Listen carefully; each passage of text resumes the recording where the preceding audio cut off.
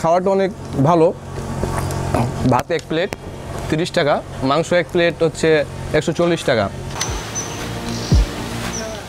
একটি বিশেষ ধরনের খাবার যে কিভাবে প্রান্তিক অঞ্চলের একটি ছোট্ট পল্লীর নাম ও সুনাম দেশ বিদেশে ছড়িয়ে দিতে পারে তা দেখতে হলে যেতে হবে রাজশাহীর সবচেয়ে কাছের উপজেলা পবার দর্শনপাড়া ইউনিয়নের মরমরিয়া গ্রামে।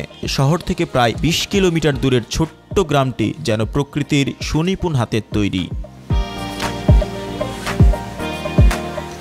একটি বিশেষ খাবার এই গ্রামের পরিচিতি নিয়ে গেছে এক অনন্য উচ্চতায়। গ্রামগঞ্জ ছাড়িয়ে সোশ্যাল মিডিয়ার সহায়তায় বিশ্ব দরবারে পৌঁছে দিয়েছেন এই গ্রামের খাবারের সুনাম। বলছিলাম দর্শনপাড়ার সেই হাঁসের মাংসের কালাভুনার কথা।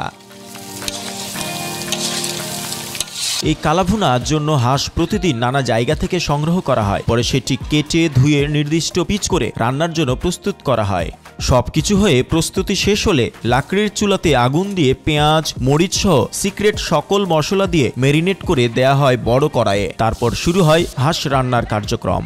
পেঁয়াজ, শুকনা মরিচ, গুঁড়া মরিচ, হলুদ, কালাভুনার মশলা সবই ব্যবহার করি। এই হাঁসের কালাভুনা এখন রাজশাহীর মানুষের জনপ্রিয় খাবারের মধ্যে একটি এবং ভোজন রসিকদের কাছে অমৃত।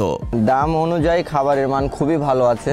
তারপরে আমি যদি খাওয়ার শেষে যদি আমার কোনো কিছু প্রয়োজন হয়, মাংস বা ঝোল এরকম কিছু যদি প্রয়োজন হয়, তাহলে সেটাও আমরা নিতে পারছি এখান থেকে। দেশের গণ্ডি পেরিয়ে আজ বিশ্ব দরবারে বেড়েছে রাজশাহীর খাবারের সুনাম।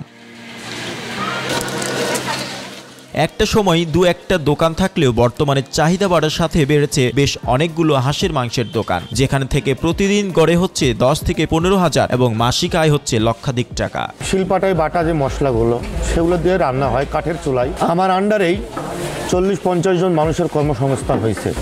এই হাঁসের মাংস যেমন ভোজন রসিকদের তৃপ্তি মেটাচ্ছে, তেমনি স্থানীয় ও বেকারদের দিচ্ছে কর্মসংস্থান।